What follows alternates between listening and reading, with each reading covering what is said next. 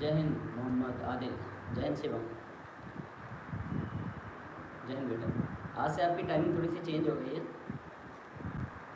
Afternoon 1 PM रहेगी ये timing. खुश रहिए बेटा। जय हिंद बेटा। जय हिंद। सत्यम, प्रभात, आमिर। आप ग्रुप में शेयर कर दो। और ग्रुप में कौन वाले? अपने वाले ग्रुप में, ऑनलाइन स्टडी ग्रुप में। बाकी सारे बच्चे आ जाए, बहुत कम बच्चे हैं। आज टाइमिंग चेंज हो गई इसलिए बच्चा बहुत कम दिख रहा है। अभी 15-20 बच्चे दिख रहे हैं मुझे। खुश रहिए शाहरुख।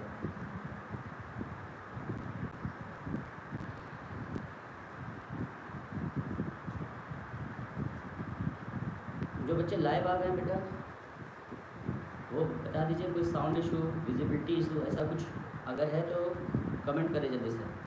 उसके बाद हम लोग आज का चैप्टर स्टार्ट करते हैं। आज हम लोग का नया टॉपिक होगा कैलकुलस। तबीयत बेटा बहुत ठीक है। एक्चुअल में जो आपकी टाइमिंग थी तो उसमें कुछ इशू हो गया, टेक्निकल इशू की वजह से 1-2 दिन क्लासेस आपकी नहीं हो पाई है। साउंड लो है सर। साउंड के लिए बेटा साउंड कम है। अमित बोल रहे हैं साउंड कम है। साउंड सर थोड़ा सा बढ़ा दीजिए। अच्छा, अभी ठीक है? साउंड अभी ठीक है बेटा? तुम्हारे मोबाइल में वॉल्यूम वाला भी होगा ऑप्शन, उसको बढ़ाओ जरा। ठीक है, चलिए। यस सर साउंड कम है। अभी बताओ बेटा, अभी ठीक कर दिया है? टी शर्ट बढ़िया है। ठीक बेटा, थैंक यू। नहीं सर वॉल्यूम फुल है। ठीक है, साउंड इशू हो तो जल्दी से बताइए। अगर किसी बच्चे को लग रहा है साउंड इशू है तो साउंड प्रॉब्लम।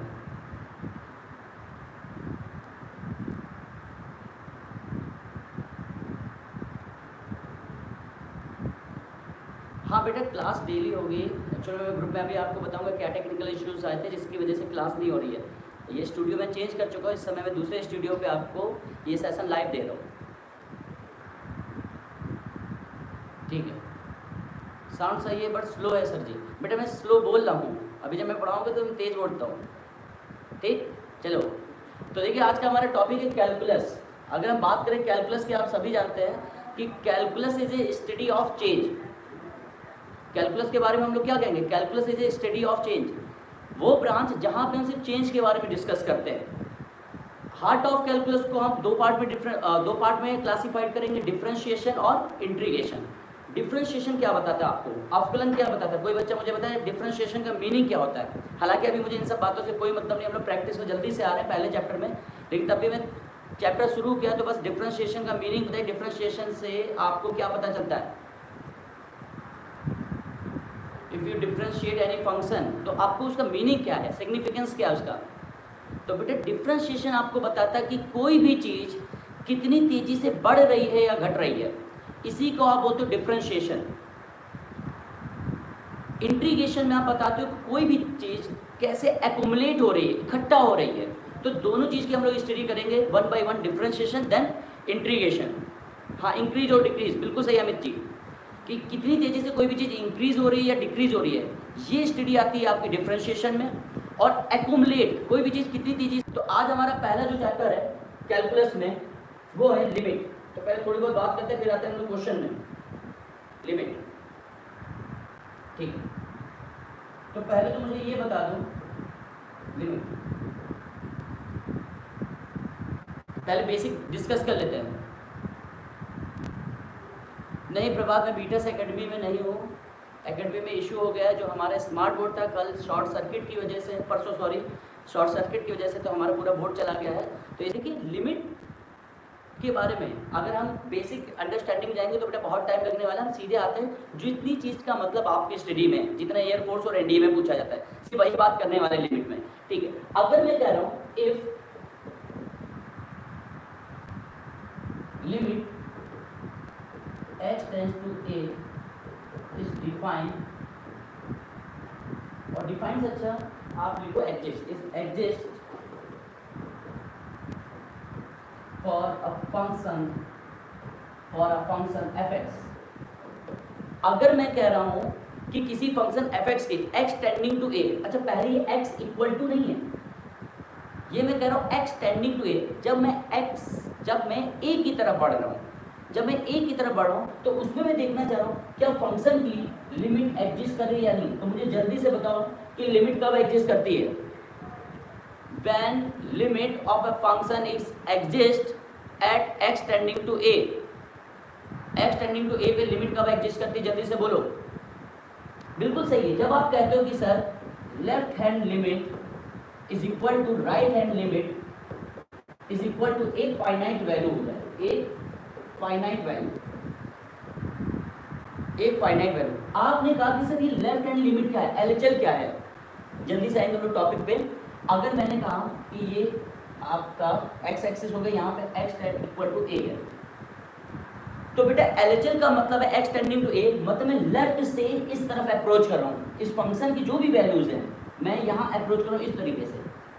तो जैसे जैसे मैं ए की तरफ बढ़ रहा हूँ तो मैं वैल्यूज देखते जा रहा हूँ और मैं देखता हूँ ये वैल्यू किस फाइनाइट वैल्यू को अप्रोच कर रही है। क्लियर? तो इसे आप बोलते हो एलएचएल, इसे आप बोलते हो एलएचएल, और इसको आप ऐसे डिनोट करते हो limit x tending to a, और a के ऊपर ऐसे माइनस लगा दिया।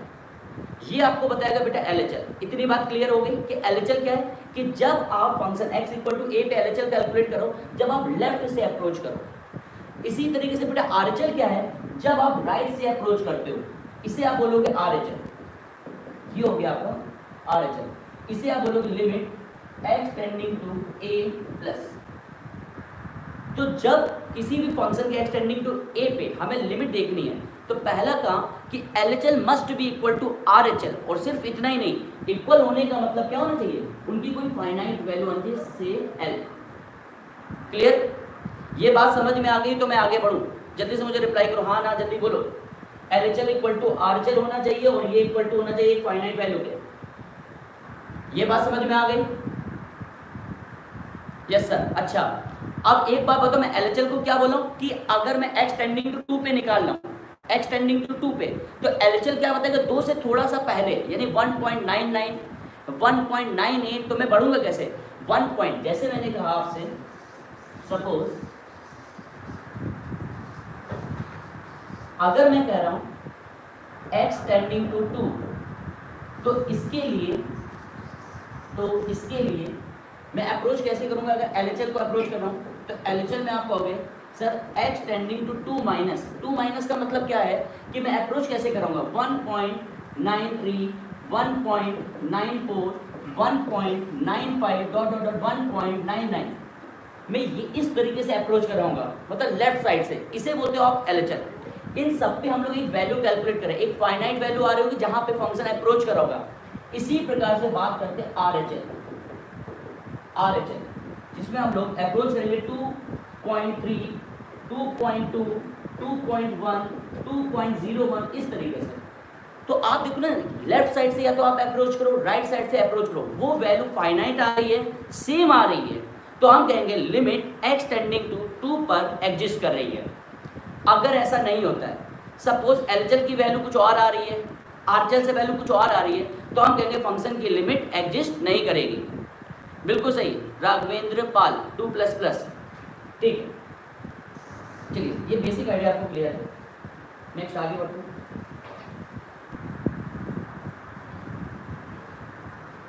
तो जल्दी से कमेंट बॉक्स में मुझे कमेंट करो जल्दी से, लिमिट अगर आप देखते हो उसके लिए, जैसे मैंने कहा लिमिट, आंसर बताइएगा, limit x tending to 3 2x plus 5।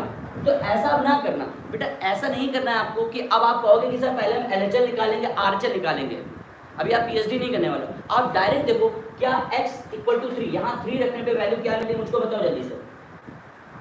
यहाँ 3 रखने पे वैल्यू क्या मिलेगी, 3 2 6 प्लस 5 दैट इज 11। तो आपका आंसर कितना हो जाएगा बेटा 11।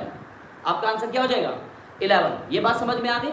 आप LHL निकालो या RHL, बेटा LHL के लिए आप क्या करोगे, LHL के लिए आप क्या करोगे, तो आपने कहा सर LHL के लिए हम 3 से पहले की वैल्यू, मतलब limit x tending to 3 minus मतलब 2.99 2.98 2.97, इस पर हम वैल्यू कैलकुलेट करेंगे और वो भी हमको किसके इक्वल मिल रही होगी 11 के। इसी प्रकार RHL में हम लोग चेक करेंगे limit x tending to 3 plus. तो बेटा कॉम्पिटिशन में हमें LHL RHL चेक करने की ऐसी कोई जरूरत नहीं है, हम सिर्फ ध्यान रखेंगे कहाँ कहाँ पे लिमिट एग्जिस्ट नहीं करती है। ऐसे 4-5 केसेस है, वो मैं आपको बता दूंगा। ठीक, आगे बढ़ते हैं। आंसर बताइए मुझे जल्दी से।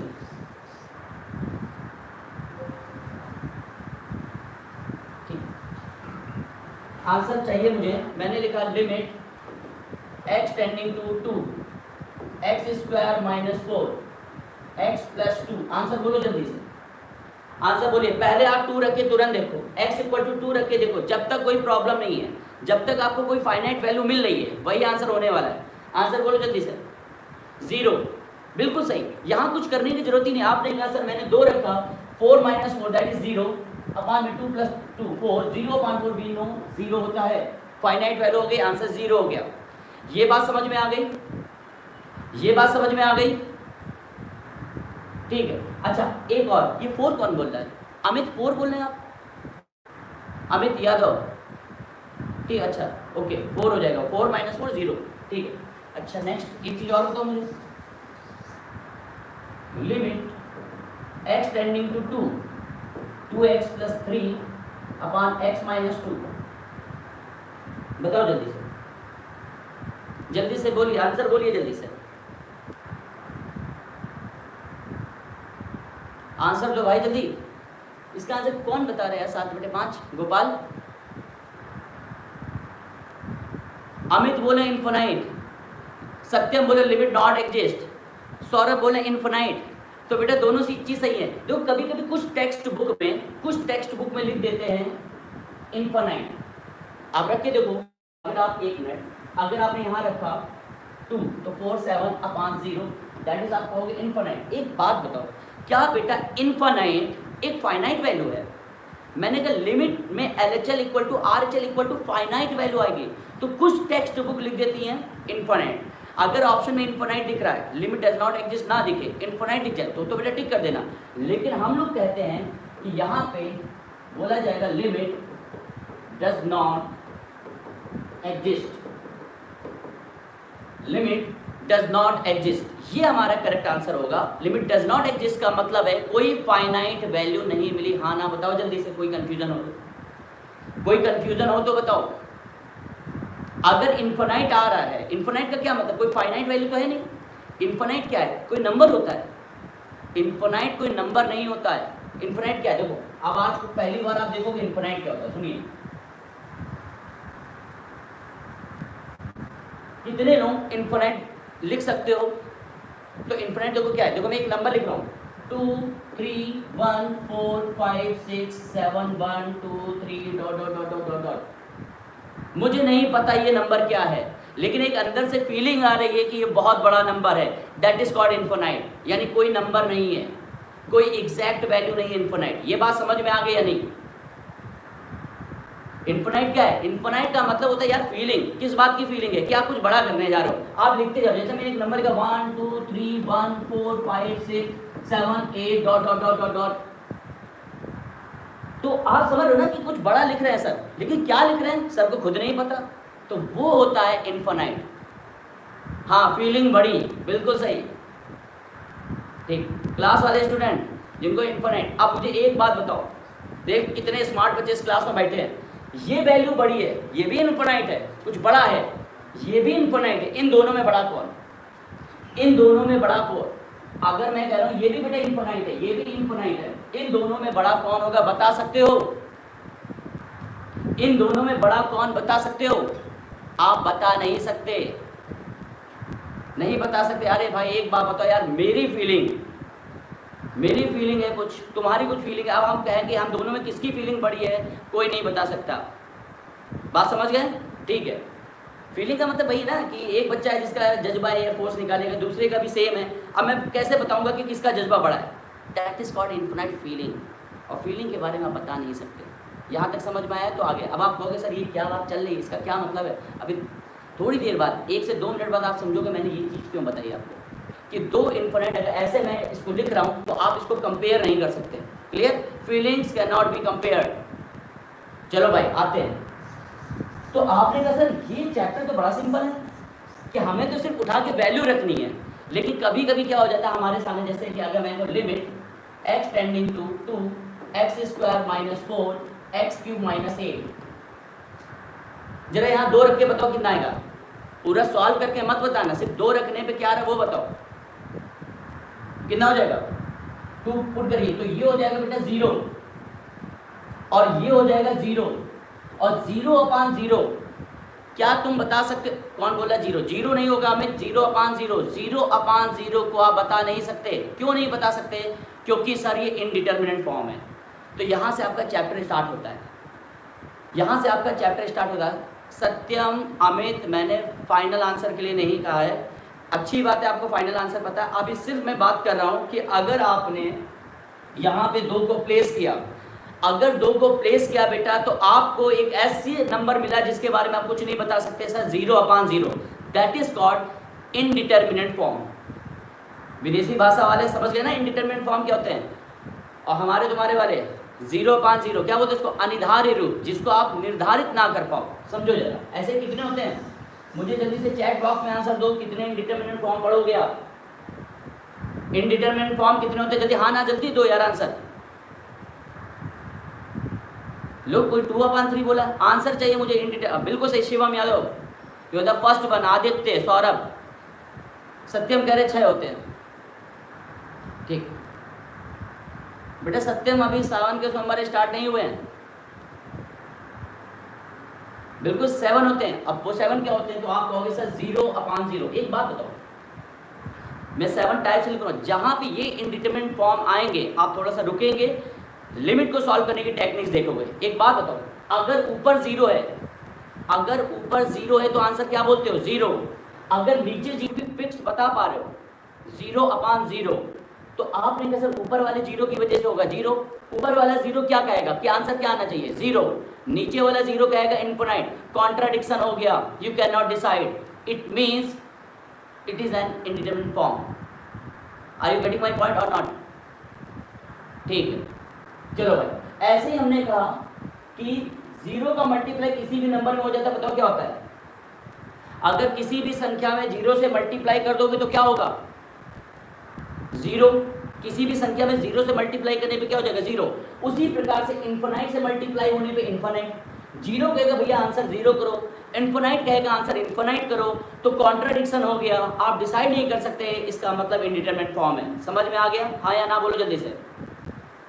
अबे बोला तो करो यार तुम लोग, क्लियर, ठीक है।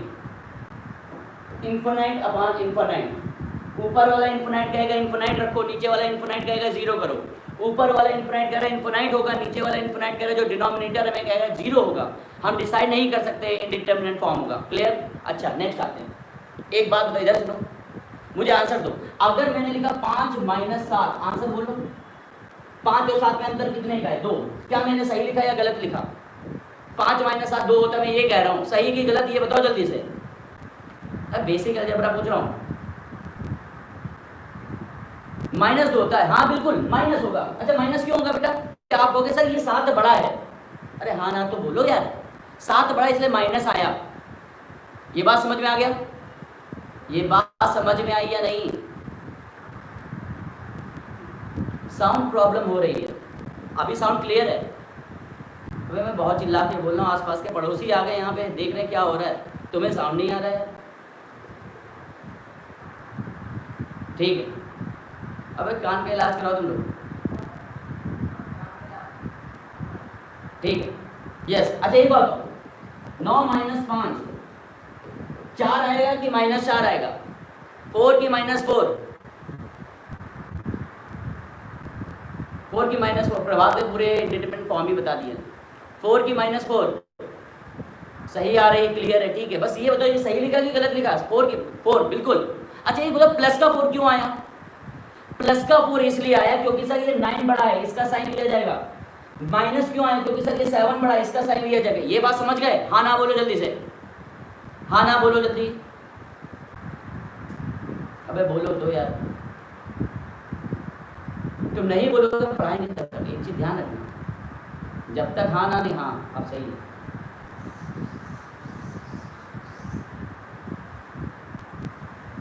तो भाई एक बात बताओ, यहीं पे मैंने एक चीज कही, infinite minus infinite, infinite minus infinite. एक बात बताओ, इनफिनाइट माइनस इनफिनाइट जब करोगे तो प्लस का इन्फिनाइट आएगा या माइनस का इन्फिनाइट आएगा, बोलो।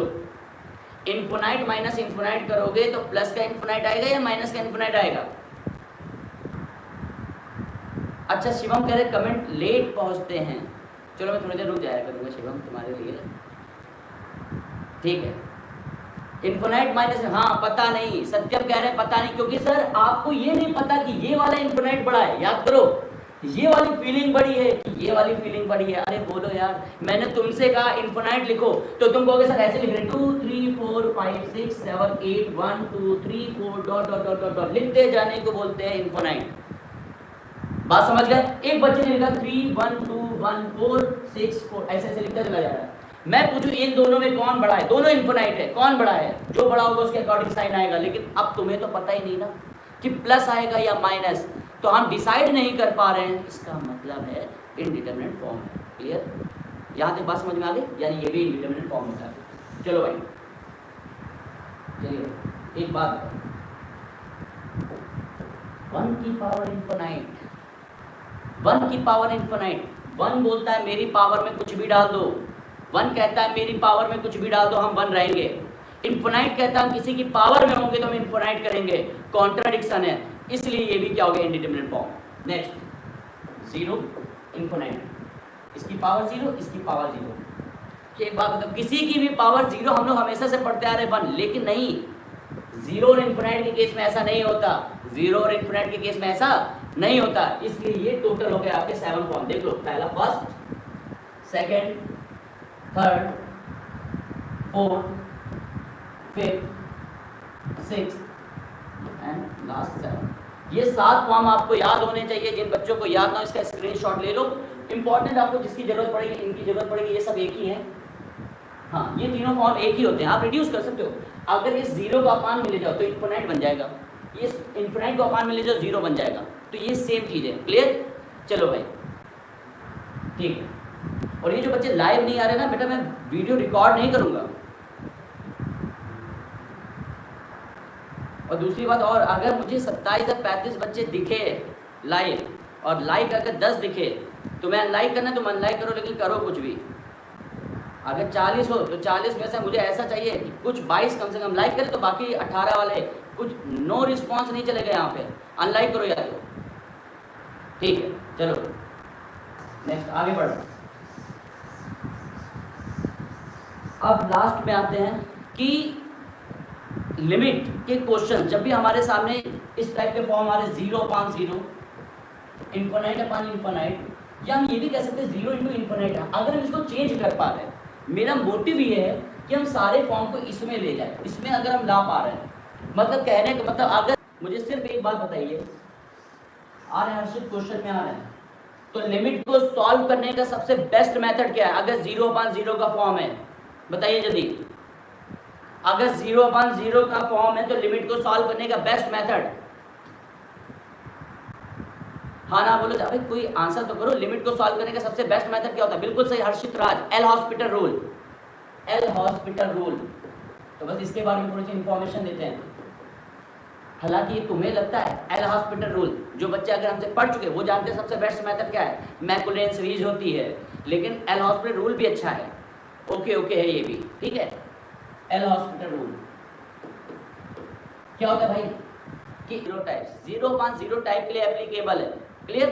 अच्छा, होता क्या है, जैसे लिखा limit x tending to a f(x/gx), अगर ये तुमको दिख रहा है, जैसे तुमने लिखने पे ये 0 बन रहा है, ये 0 बन रहा है, तो ये हो गया 0/0, ये हो गया 0/0, 0/0, ठीक, 0/0, 0/0, सॉरी, एक मिनट, शायद कुछ टेक्निकल इशू आ रहे हैं, 2 मिनट, 1 मिनट के लिए क्लास